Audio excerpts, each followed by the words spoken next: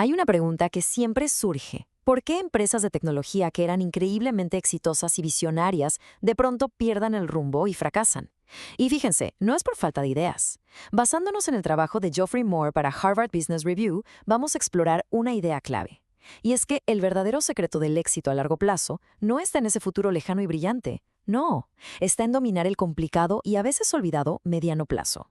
Para entender esto bien, vamos a ir por partes. Primero, vamos a definir qué es eso de la paradoja del innovador.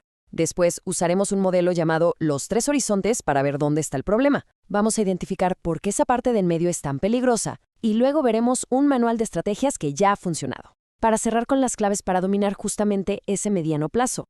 Muy bien, pues empecemos con eso. A definir la paradoja. Aquí está el meollo del asunto. Muchas de estas compañías invierten millones en investigación, en desarrollo, en ideas brillantes para el futuro. O sea, tienen los laboratorios, el talento, las ideas están ahí. Y sin embargo, fallan de forma espectacular en hacer que esas inversiones den frutos. ¿Por qué pasa esto? Pensemos en nombres como Kodak, Xerox, Polaroid. Eran gigantes en su momento. Y no fracasaron por falta de visión, para nada. El laboratorio de Xerox, por ejemplo, inventó buena parte de la computación como la conocemos hoy, el mouse, las ventanas en la pantalla, todo eso. El problema fue que no supieron cómo conectar esas ideas tan futuristas con el negocio que les daba de comer en el presente. Y esta es la idea central del análisis de Moore.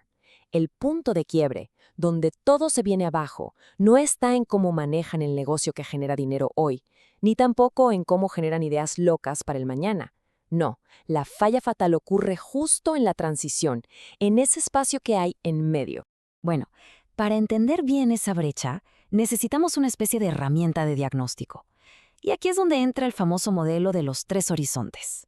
Este marco, que popularizó la consultora McKinsey, básicamente ayuda a las empresas a balancear sus esfuerzos. O sea, no se trata de elegir entre el presente o el futuro, sino de gestionar los dos al mismo tiempo. Y claro, también el camino que los conecta.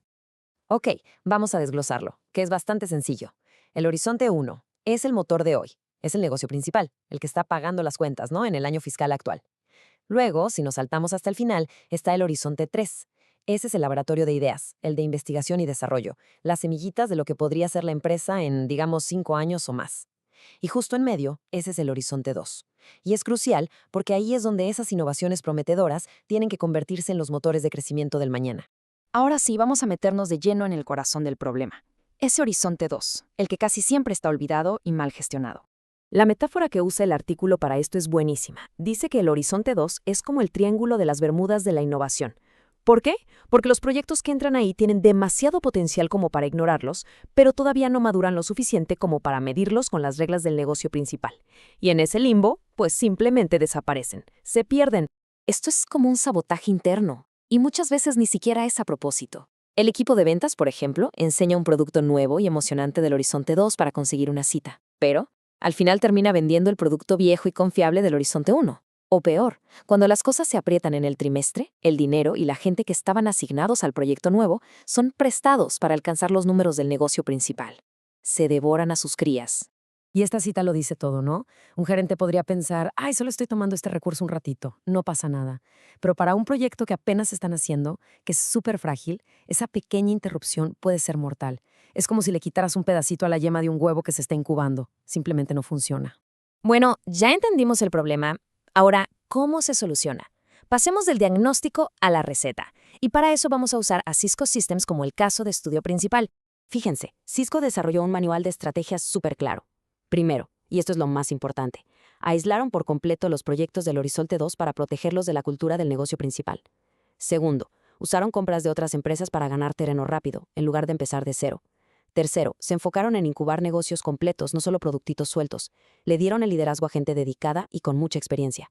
Y, crucialmente, el paso 5, hicieron que los compromisos de recursos se respetaran, a rajatabla, prohibido robar de los proyectos nuevos. Lo que Cisco entendió perfectamente es que las reglas normales de la empresa son como veneno para un negocio que apenas nace. Un proyecto del Horizonte 2 no se puede juzgar con el retorno de inversión del trimestre. Necesita sus propias métricas, como que tan rápido consigue clientes, y necesita su propio equipo de ventas, uno que no tenga la tentación de vender el producto fácil y rentable de siempre. Esta otra cita de Jeffrey Moore de verdad que captura el reto a la perfección. Es una lucha inmensa. Se está tratando de cuidar algo pequeño, disruptivo, ágil, dentro de una estructura gigantesca, lenta y que está diseñada para ser eficiente, no para la incertidumbre de la innovación. Y para estos proyectos del Horizonte 2, que recordemos son los negocios que deben crecer, Cisco puso una meta muy clara. Ese proyecto se queda aislado, protegido, hasta que pueda generar ingresos significativos. ¿Cuánto? Entre 50 y 100 millones de dólares. Solo hasta entonces, cuando ya es un negocio que se puede parar por sí solo, se empieza a pensar en integrarlo con la maquinaria del negocio principal. Y con esto llegamos al punto crucial de todo este análisis. Entonces, a ver, ¿con qué nos quedamos? Primero, que la verdadera batalla por sobrevivir a largo plazo se pelea en el mediano plazo.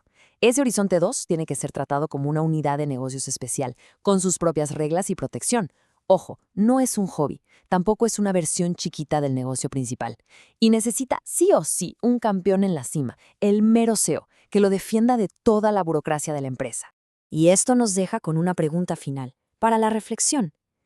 Parece que la clave no es solo tener una gran visión para el futuro lejano, sino tener la disciplina y la estructura para construir activamente el puente que nos lleve hasta allá. Porque sin un Horizonte 2 sano y fuerte, las ideas brillantes del Horizonte 3 pues nunca van a llegar a convertirse en el nuevo y próspero Horizonte 1 del futuro.